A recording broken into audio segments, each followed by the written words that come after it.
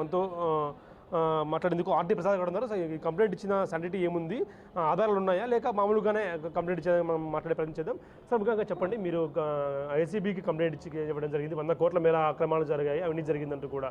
ఇప్పుడు ఆధారాలు ఉన్నాయా మీకు? ముందుగా రాష్ట్ర ప్రజలందరికీ ఒక మాజీ జాతీయ స్థాయి కబడ్డీ క్రీడాకారుడిగా 40 సంవత్సరాల నుంచి క్రీడల్లో అనుభవం ఉన్న వ్యక్తిగా 20 సంవత్సరాల నుంచి క్రీడా సంఘాల్లో అనేక వందల టోర్నమెంట్లు నిర్వహించినటువంటి రంభాప్రసాద్ అనే నేను ఏదో ఆషామాషి వ్యక్తుల మీద ఆరోపణ చేయలేదు. ఈ రాష్ట్రంలోనే పేరెన్నికగన్నటువంటి 10 మందికి తెలిసినటువంటి వ్యక్తుల మీద నేను ఆరోపణ చేస్తున్నాను.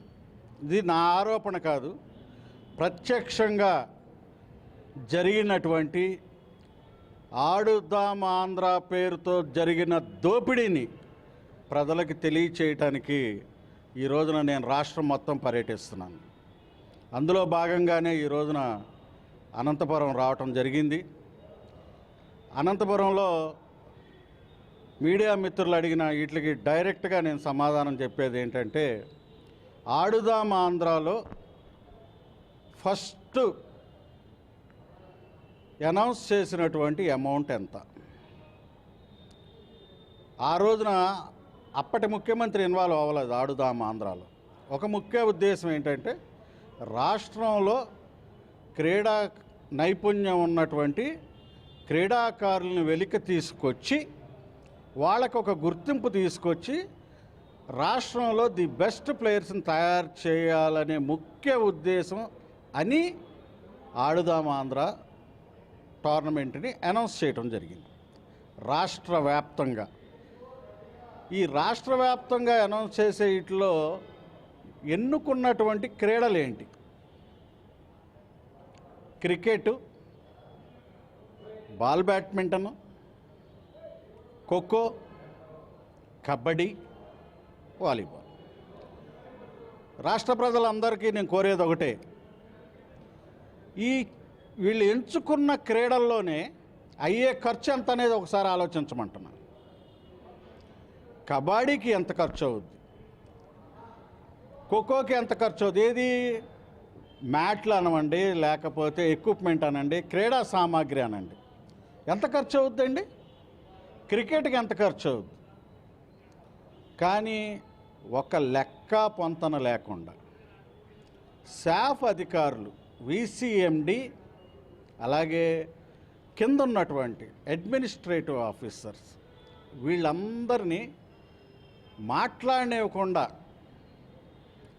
మాజీ క్రీడా మంత్రి రోజా గారు, మాజీ శాప్ చైర్మన్ బైరెడ్డి సిద్ధార్థారెడ్డి గారు వన్ సైడ్గా ఈ టోర్నమెంట్లు నిర్వహించమని చెప్పేసి చెప్పడం జరిగింది. సహజంగా ఎక్కడైనా టోర్నమెంట్లు జరిగేటప్పుడు క్రీడా సంఘాలను పిలిచి క్రీడా సంఘాలను ఇన్వాల్వ్ చేసి వాళ్ళ ద్వారా మెరిట్లో ఉన్నటువంటి ప్లేయర్స్ని తీసుకొచ్చి ఆ టోర్నమెంట్లు నిర్వహిస్తే ఎవరికైనా ఉపయోగం ఉండేది. కానీ కేవలం ఆ జిల్లా ఎమ్మెల్యేలు రికమెండేషన్ చేసినటువంటి క్రీడాకారులు, వాళ్ళు రికమెండేషన్ చేసినటువంటి క్లబ్స్ తరపున క్రీడాకారులే ఆడాలి, మిగతా వాళ్ళు ఎవరు ఆడకూడదు, త్రూ వాళ్ళ ద్వారా రాండి అని చెప్పి ఫస్ట్ అవినీతికి బీజం వేయటం జరిగింది. ఆ రోజున ఉన్నటువంటి బైరెడ్డి సిద్ధార్థారెడ్డి గారి దగ్గర నోటీస్కి ఈ విషయం మేము తీసుకెళ్ళటం కూడా జరిగింది. కానీ కనీసం మాతో మాట్లాడటానికి ఆయన ఇష్టపడాల. శాఫ్ అతనున్న ఛాంబర్ని ఒక గూండాల రాజ్యంగా మార్చేశాడు. విజయవాడలో ఎవరైనా క్రీడా సంఘ ప్రతినిధులు వెళ్తే చెప్పడానికి ఇష్టపడలేదు. కాబట్టి కొన్ని లాస్ట్ 5 yearsలో జరిగినటువంటి ఈ రాష్ట్ర వ్యాప్తంగా జరిగినటువంటి కొన్ని విషయాల్ని మేము అన్నీ చెప్పలేదు, కానీ కొన్ని విషయాలను చేసి దాన్ని సిఐడి వారికి వెళ్ళి ఎంక్వైరీ చేసి విచారించి మేము చెప్పిన దాంట్లో కనుక వాస్తవం ఉన్నట్లయితే ఈ కన్సెంట్ ఎవరైతే ఇన్వాల్వ్ అయ్యి ఉన్నారో వాళ్ళందరి మీద చర్యలు తీసుకోవటం అని చెప్పి కంప్లైంట్ ఇవ్వటం జరిగింది. అంటే మీకు ఇచ్చిన వ్యక్తులు సామాన్యమైన వ్యక్తులు కాదు, వాళ్ళు ఫైర్ బ్రాండ్ రాష్ట్రం అంతా మొత్తం తెలుగు రాష్ట్రాల్లో కూడా గుర్తించదగ్గ వాళ్ళు. రోజా కానీ మాజీ శాఖ చైర్మన్ సిద్ధార్థ రెడ్డి కానీ ఇద్దరు కూడా బలమైన వ్యక్తులు. వాళ్ళ మీద ఆధారం లేకుండా ఫిర్యాదు చేయడం అంటే మీలాంటి వ్యక్తులు సాధ్యం కాని పని. అది ఒక్క ఆడుదాం ఆంధ్రలో 100 కోట్ల అవినీతి జరిగిందంటే ఎలా ఊహించుకోవచ్చు వాటిని? మీరు ఒక విషయం తెలుసుకోవాలి, క్రీడలు వేరు, రాజకీయాలు వేరు. రాజకీయాల్లో వాళ్ళు పెద్ద వ్యక్తులు అయి ఉండొచ్చు, క్రీడల్లో నాకన్నా చిన్నవాళ్ళే, చాలా చిన్నవాళ్ళు వాళ్ళే. ఎందుకు అంటే మేము ఒక జాతీయ స్థాయి క్రీడాకారులు, అనేక రకాల టోర్నమెంట్లు కండక్ట్ చేసిన వాళ్ళు. క్రీడల గురించి నాకు తెలిసినంత ఇదిగా వాళ్ళిద్దరికి తెలియకపోవచ్చు. నేను క్రీడల గురించే మాట్లాడుతున్నా, రాజకీయాలు నాకు అనవసరం. ఈ క్రీడల్లో మీ పాత్ర చాలా తక్కువ, నా పాత్ర ఎక్కువ. 40 సంవత్సరాల అనుభవం నాది. కాబట్టి నాకు ఆ దమ్ము, నేను చేసిన ఆరోపణలో నాకు నిజం ఉంది కనుక నేను నిర్భయంగా ఎవరు ప్రార్థనలు తీసుకోకుండా ఒంటరిగానే ఈ ఆరోపణలు చేశా. దీనికోసం దేనికైనా సిద్ధమే. నేను చేసినవి కనుక నిరూపించలేకపోతే వాళ్ళిద్దరూ ఏ కోర్టుకు వెళ్ళినా నా మీద ఎంత డ్యామేజ్ చేసినా ఎదుర్కొంటానికి నేను సిద్ధం. అంటే మీరు ఇప్పటికే రోజా ఒక ప్రెస్ మీట్లో చెప్తూ చెన్నై సూపర్ కింగ్స్తో కలిసి టైఅప్ అయ్యి ఆంధ్రాకు ఒక క్రికెట్ టీంను కూడా జగన్ తీసుకొని వస్తాడు, జగన్ చెప్పాయంటే చేస్తాడంతే అంటూ కూడా ఆమె వ్యాఖ్యానించింది. ఆ క్రీడల్లోనే మీరు అవినీతి ఉందంటూ కూడా ఏసీబీకి ఫిర్యాదు చేశారు. ఇప్పుడు ఏసీబీ మీకు ఎలాంటి రెస్పాన్స్ ఇచ్చింది? నేను చేసింది సిఐడికి అండి, ఏసీబీకి కాదు. పబ్లిక్లో మాట్లాడటం వేరు, ఆచరణలోకి వచ్చేది వేరు. మీకు చాలామందికి తెలియకపోవచ్చు కానీ ఆంధ్ర క్రికెట్ అసోసియేషన్ ఎవరి చేతిలో ఉందండి? ఎవరికైనా ఐడియా ఉందా? ఆంధ్ర క్రికెట్ అసోసియేషన్ గతంలో ఉన్న వాళ్ళందరినీ కలంపోటుతో తీసేసి ఒక వర్గానికి సంబంధించిన వాళ్ళు ఆక్యుపై చేయడం జరిగింది. వాళ్ళ మాటలు వినని వాళ్ళని అడాహక్ కమిటీలు వేసి రన్ చేయడం కూడా జరుగుతుంది. ప్రజెంట్ ఏసీఏ వాళ్ళు ఆంధ్ర క్రికెట్ అసోసియేషన్లో పెద్దలు వాళ్ళు ఎవరికి చెందిన, ఏ వర్గానికి చెందిన వాళ్ళండి? ఈ ఒక్క స్టేట్మెంట్ చాలు. వాళ్ళు చేసింది టైఅప్లు ఎన్ని సంగతి తర్వాత మెరిట్ ప్లేయర్స్ని తీసుకోండి, మెరిట్ ప్లేయర్స్ని తీసుకొని వాళ్ళకి ఇచ్చేయండి. అంతేగాని ఎమ్మెల్యే రికమెండేషన్ చేశాడను అసలు ఆడిన క్రీడాకారులు ఎవరో తెలియదు. ఒకటే ఉదాహరణ, డైరెక్ట్గా వాళ్ళిద్దరిని క్వశ్చన్ చేసేది. మీరు చేసిన ఈ 110 కోట్లలో ఒక్క క్రీడాకారుడికైనా మీరు ఇచ్చే సర్టిఫికెట్ వాల్యూ ఉంటుందా? ఇది చెప్పమనండి, సమాధానం చాలు. మీరు ఇచ్చే సర్టిఫికేట్ దేనికైనా ఉపయోగపడుద్దా చెప్పండి. మీరు ఇచ్చిన సిఐడికి ఇచ్చిన ఫిర్యాదులు ఏదైతే 100 కోట్ల అవినీతి చేశారో ఎక్కడెక్కడంటే క్రీడా సామాగ్రిలో లేకుంటే క్రీడాకారుల దగ్గర నుంచి తీసుకుని ఎలాంటి అవినీతి జరిగింది సార్? ఇక్కడ అన్ని గ్రౌండ్స్ డెవలప్ చేయటం కానించి, క్రీడా పరికరాల కానించి,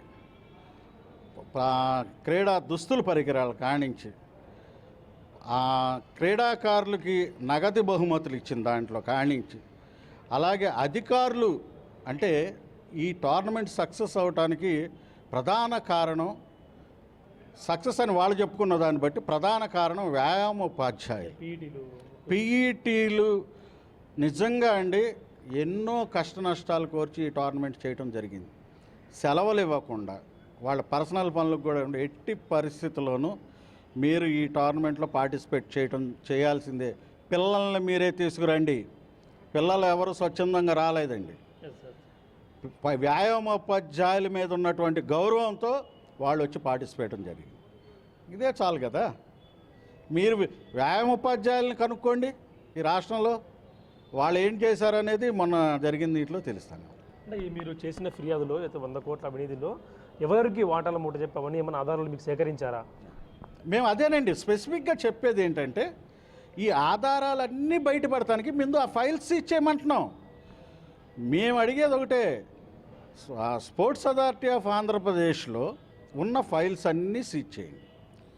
అక్కడ మీరు ఒక్కటేసారి నేను ఇచ్చిన ఫిర్యాదులో ఉన్న పాయింట్లన్నిటిని ఒకసారి వెరిఫై చేయండి, అక్కడే తెలిసిపోద్ది. అలాగే చాలామంది ఏమనుకుంటున్నారంటే ఓన్లీ ఈ ఆటల గురించే అనుకుంటున్నారు.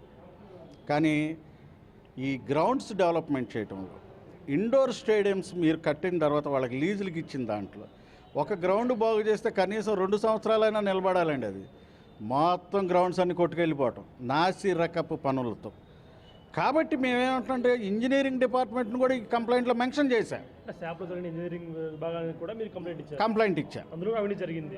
మెయిన్ ఎక్కువ అక్కడే, మెయిన్ అక్కడేనండి. అక్కడ ఆడుదాం ఆంధ్ర ఒక ఎత్తు అయితే ఈ గ్రౌండ్స్ డెవలప్మెంట్ అనే పేరుతో జరిగినటువంటి అవినీతిని కూడా బయటికి తీయాలి. మీరు ఒక్కసారి చూసి గత 5 సంవత్సరాల్లో ఇచ్చాపురం గాడి నుంచి కడప దాకా ఈ గ్రౌండ్ డెవలప్ అయిందనేది ఒక్కటి చెప్పండి. దానికి మేము సిద్ధంగా ఉన్నాం దాని మీద చర్చకు. మీరు చాలా మీడియాలో కానీ వీటిలో కానీ ఆడుదాం ఆంధ్ర గురించి చాలా మాట్లాడారు. నేను చేసిన ఆరోపణ మీద మీకు నచ్చినటువంటి ఛానల్లో ఎవరితో అయినా, ఇటు రోజా గారితో అయినా కానీ బైరెడ్డి సిద్ధార్థరెడ్డి గారితో అయినా సరే డైరెక్ట్ డిబేట్కి నేను సిద్ధం. వస్తారా? మీడియా ముఖంగానే అడుగుతున్నా. నేను చేసిన ఆరోపణల మీద మీరు స్పందించాలి. నేను ఏదో వేగ్గా నేను చేయలే. క్రీడల్లో మీ అందరికన్నా కూడా నా అనుభవం ఎక్కువ. నేను చాలా నేషనల్స్ ఆడాను. అలాగే గత 8 సంవత్సరాలుగా అనేక వందల టోర్నమెంట్లు కండక్ట్ చేసినటువంటి. కాబట్టి నేను అడిగేది ఒకటే, రోజా గారు కానీ బైరెడ్డి సిద్ధార్థరెడ్డి గారు కానీ డైరెక్ట్గా నాతో డిబేట్కి రండి. నేను తప్పు అయితే అక్కడే నా స్పోర్ట్స్ వదిలేస్తా.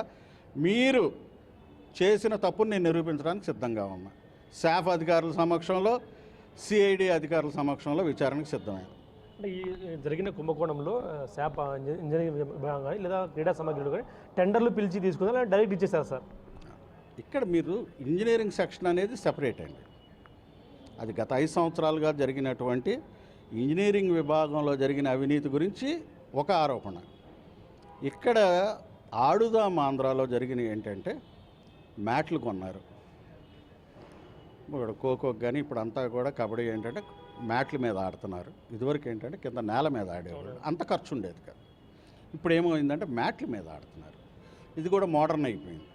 మీరు కొన్న మ్యాట్లు ఇప్పుడు ఎక్కడున్నాయి ఈ రాష్ట్రంలో?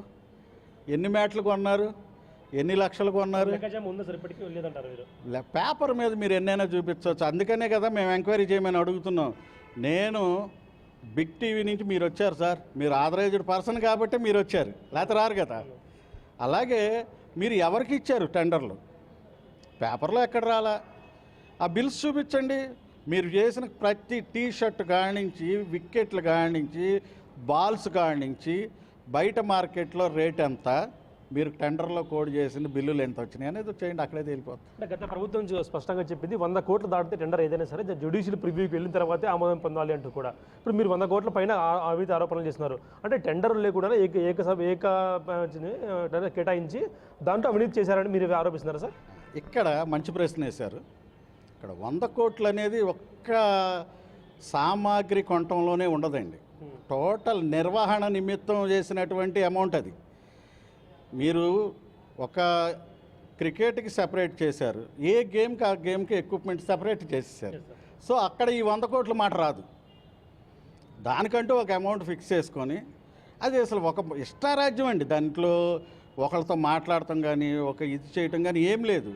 VCMD అలాగే రోజా గారు అలాగే బైరెడ్డి సిద్ధార్థరెడ్డి గారు వీళ్ళంతా కలిసి కూర్చొని చేసినటువంటి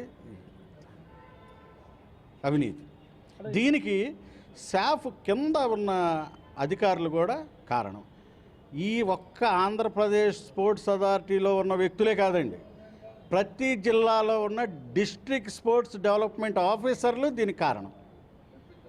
కాబట్టి వీళ్ళందరినీ మీరు పరిగణలో తీసుకొని సిఐడి ఎంక్వైరీ జరగాలి. ఎవరి జేబుల్లోకి వెళ్ళిందని ఆరోపిస్తున్నారు? ఇద్దరైనా మీకు కింద పాత్ర పై పాత్ర ఎవరు అనుకుంటున్నారా?